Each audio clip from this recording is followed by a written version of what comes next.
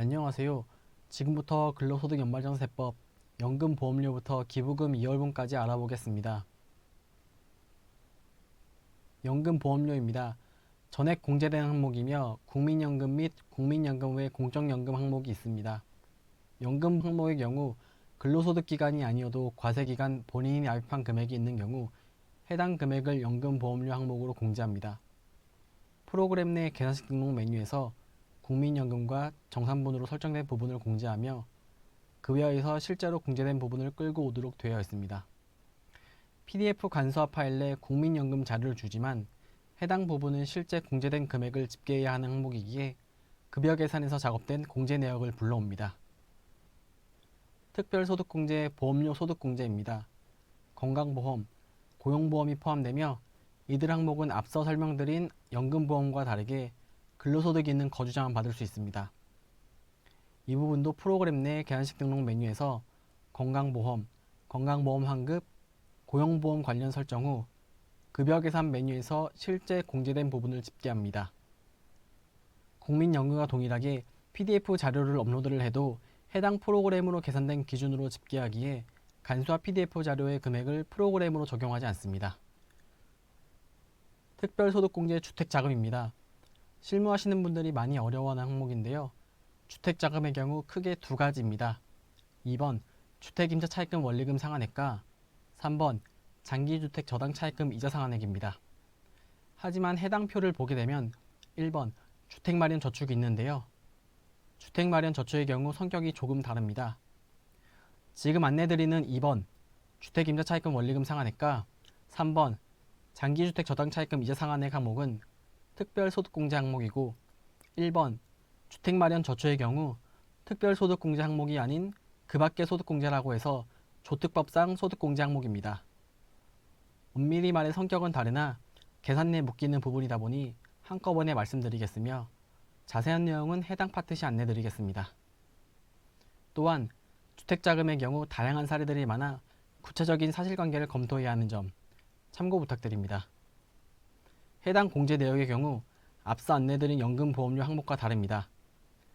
연금보험료 항목의 경우 본인이 낸 금액이 있다면 일반적으로 전액 소득 공제해주지만 주택자금을 포함한 다수 항목의 경우 본인이 납입한 금액에 공제율을 곱해서 계산합니다. 다만 이 금액이 공제한도에 걸리면 초과된 금액은 공제받지 못합니다. 주택마련저축, 주택임차차입금 원리금 상환액 이렇게 1차 400만원 한도로 묶이는 항목이고요. 최종 장기주택 저당 차입금 이자 상환액까지 2차 한도로 최대 1,800만원까지 공제받을 수 있는 내용입니다. 잠시 자료를 보도록 하겠습니다. 여기 보시면 무주택 세대주라는 말이 자주 나옵니다. 말 그대로 생계를 갖지 않은 세대에 주택이 없는 경우를 뜻합니다. 다른 예시로 배우자의 경우 생계를 갖지 않는다고 말씀드렸는데요.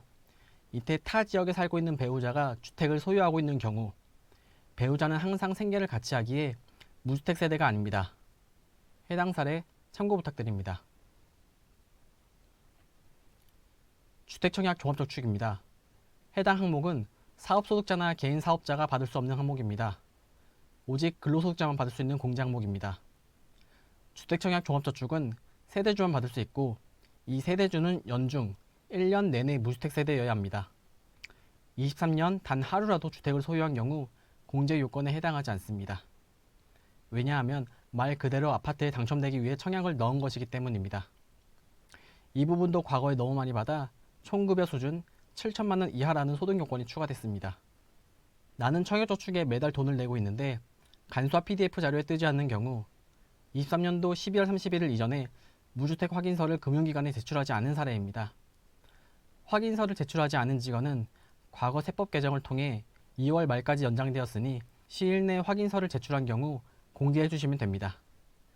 다만 이 경우 무주택 확인서를 은행으로 제출했다는 제출 여부를 확인받아야 합니다. 주택임차 차입금 원리금 상환액입니다. 전세자금 대출의 원리금, 즉 원금과 이자를 상환했다면 해당 금액을 공제해주겠다는 내용인데요. 연도 말 무주택 세대주나 일정 요건을 충족한 세대원이 이에 속합니다. 연도 중 주택을 가지고 있어도 되나 반드시 연도 말에만 주택이 없으면 됩니다. 국민주택 규모 85제곱미터이며 오피스텔도 가능합니다.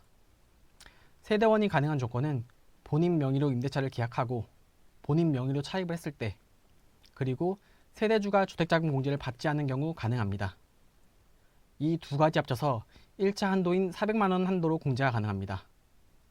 마지막으로 장기주택 저당 차입금 이자 상환액이 있습니다.